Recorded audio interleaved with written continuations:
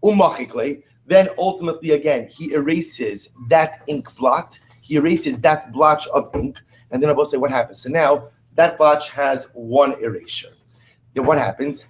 V'chi hadar machikle lahai havile idi v'idi nimchak shtei pa'amim. So once they hear this chap, let him go. Essentially, what the Gemara is asking is the following. Maybe if he puts ink on the shtar to begin with, it's going to turn out that the makom where the Edom are going to sign is already going to be erased twice, right? Because it's going to be erased once, ultimately, again, to get off the ink. Then it's going to be erased the second time when they want to go ahead and redo the shtar, redo the rest of the document. And therefore, what Rabbi say, it turns out that the makom where the Edom signed has already been erased twice. What does that allow him to do, Rabbi say? What does that allow him to do?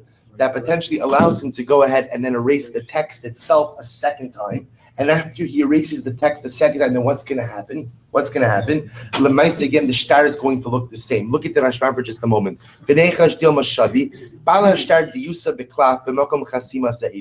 So maybe the Baal Shtar will proactively put ink in the spot where the Edom would sign. Kodem shechasmu, before they go ahead and they sign. Shechasmu. Yeah, right. The Hagos to change the nachasmu kasvu. Umach they erase it. The chazar v'kasav kol klaf.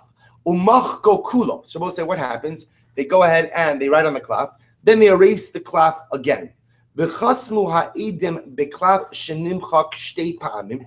V'ashtar nichtav ala machak pam achos. So we'll say. So what happens? It turns out that by the time the witnesses sign the first time, the shtar has already been erased in their spot. The shtar has already been erased twice. It's been erased once because of the ink, been erased the second time because they erased the rest of the shtar, meaning it was written on. They erased it, they erased the whole thing again. And therefore, again, I will say, and therefore, again, when he comes to change the rest of the shtar, then what? In other words, what the Gemara is saying over here is, what he's just doing over here is, by putting the ink on the Makom HaEdim, what's going to end up happening, I will say, is the Makom HaEdim is going to be effectively erased twice. What this allows him to do is forge the document after it's been written, and then the erasures will line up. So the Gemara is just pointing out that you could have a situation where he could be proactive and ensure. Let me be clear on this again. What's happening over here is you have a piece of parchment. Every piece of parchment. The individual goes ahead and puts ink on the makom where the Edom are going to go ahead and sign. Then what happens? He erases the ink. Then what happens about say? He writes on the shtar. He then erases the shtar. At this point in time, the shtar has been, the makom of the text has been erased once. The makom of the Edom has been erased twice, right? Once for the ink, the second time just a general erasure. Just a general erasure. And then what happens, Rabbi say what? Then they write the document. When they write the document now, that opens the door for what Rabbi say? For him to erase the text, write it again. But 1 second, the text is going to be erased twice. It's okay because the Makom HaEdim has also been erased twice, in which case the erasures will line up. I will say, first of all, if somebody's going to do this, they deserve. You should get what you want, right? I'm saying if somebody's going to think so hard. I mean, you could have gotten a job with all of this effort also, but all right, fine. So as I said, the Gemara says, so what do we do? And we'll say, here's the bottom line, to which the Gemara says, Amar Abai Kasavarav, Ein ha'edim chosmen ala machak, ela imkein nimchak bifneihem. We'll say, here becomes the operative principle whenever dealing with any kind of erasures. We'll say, whenever you are going to sign on erased documents, you never sign on anything unless, of course, that erasure was done in front of you. In other words, if someone goes ahead, if you look at the Rashbam,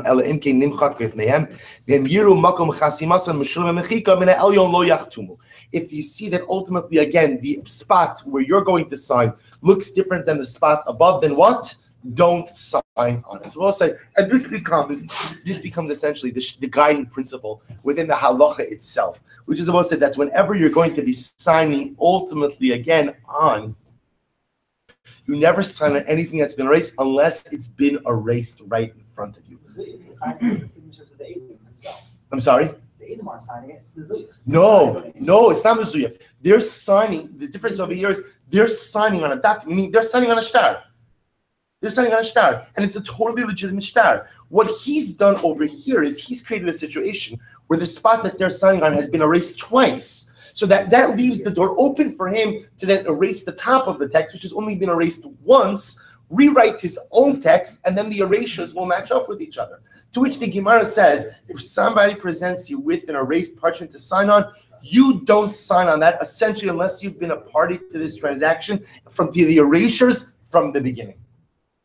From the beginning. We'll stop over here for today. So just I'll just mention, just not that there's different chizuk for 4th of July, but just his orders for 4th of July, because it's exceptionally important. I will say, sometimes, especially in the current political climate in which we live, so very often it's the rigueur du jour to knock this country, and to go ahead and to indicate how sometimes democracy is not what it once was. This was persecuted. This one's persecuted. I should have these rights. These rights. I'll say it's important to understand what a privilege it is to live in this incredible country. It's galus, and we can't forget about the fact that it's galus each and every day. And the truth is, we all have to have that internal aspiration and desire ultimately to go to Eretz Yisrael. So whether we're going to go in our lifetime, whether we plan for Kvur in Eretz Yisrael, we daven for Mashiach each and every day, this is galus, and we can never for a second forget it. But at the same time, each and every day, we have to thank HaKadosh Baruch Hu that if we are in galus, that He's given us a galus like the United States of America. Never before have Jews enjoyed such privileges. Never before have Jews enjoyed such rights. I will say never before have we been able to literally have every single opportunity and every single privilege. I will say, not without getting political, but I often think that it's pretty amazing yet scary how you have from Jews in exceptionally prominent positions in the superpower of the free world. Now, whether that's a good thing or a bad thing, only history will show. But I was just so you understand, again, the rights and the privileges we have here. And it's important to understand that only comes about because of the Mesiras Nefesh of the members of the armed forces. It only comes out because of the Mesiras Nefesh of our leaders who choose to dedicate their lives to furthering a proper agenda for this country. And it's appropriate for us to have Hakaras Hatov, and especially as from Jews. We always have to be careful how we're critical of this country. We are visitors here. We're guests, we're citizens, but the Jew is always a visitor in every other country other than Eretz Yisrael. And it's always important for us to understand. And we always have to have incredible hakaras hatov to our hosts, which I will say is also in light sometimes of the other news you hear about allegations in other communities of Jews taking advantage of certain benefits and systems in this country. We'll say how careful we have to be to always live within the letter of the law, and how careful we have to be to go ahead and respect dina damachus dina. The laws of the land are the laws of the land. We'll say, sometimes, just so you understand, the Jew who has lived in diaspora for 2,000 years often was only able to exist by trying to buck the system. That was the only way you were able to live. And some still have that mentality today, that, it's us versus them. There's the Jews and there's the Goyim, and it's our job to try to get whatever we can from them because the Jew is always fighting for his survival. Plus, we don't live in those times anymore. We do not live in those times. We live in a Malchus Shel Chesed. The United States of America is an exceptional country that provides incredible rights to all of its citizens, but we have an obligation to be law-abiding citizens. That is how we express our Hakaras Hatov to our host nation, by literally saying, thank you for giving us these rights, thank you for giving us these opportunities, as in a display of Hakaras Hatov, we will live by the laws of your land. Whether we agree with them, don't agree with them, we'll say is irrelevant. If you don't like it, you can love it or leave it. No one's being held hostage. If you don't like the laws, there are other places to live. There are other communities to go. There are other countries that would be happy to have you. But if you're here, not because simply you don't want to go to jail, but because that's a form of Hakaras Hatov. Hakaras Hatov means thank you for what you. Same way that if you go to someone's house, they invite you over for Shabbos lunch. So you don't say, you know what, I'm a little bit tired. Put on your shorts and go to sit down at the couch. I mean, you can do that in your own house. But if you're a guest somewhere, you respect the laws of your guest's home. You don't say, you know what, that's a beautiful life. Do you mind if I take that with me? Right? But it's yours. But we're both Yidden. We both like Hanukkah lichta. I'm going to take it. You don't do that. You live by the laws of the land as a display of Hakaras Hatov. And I will say it's important for us again to thank HaKadosh Baruch Hu each and every day for this incredible galus. We hope that it ends soon. We hope that Mashiach comes, that we get to go back to Eretz Yisrael. Mashiach, whether we go with Mashiach, but every day that we are in this galus, We thank HaKadosh Baruch Hu for allowing us to live in such a wonderful country. We thank again the founding fathers. We thank all of those who established our inalienable rights to practice as Jews, to learn to do whatever we want, and to really have absolutely no obstacles to our success. We express that Hakaras HaTov in our hearts. We express our Hakaras HaTov through our adherence and allegiance to the laws of the land. And Halavai, there's nothing more powerful than the schus of Hakaras HaTov. Kadosh Baruch Hu should see how happy we are to be in a Malchus Shel Chesed, how much happier we would be with the Mashiach, how much happier we would be with the Beis HaMikdash, and Halavai we should be zocheh to the Google of the Torah.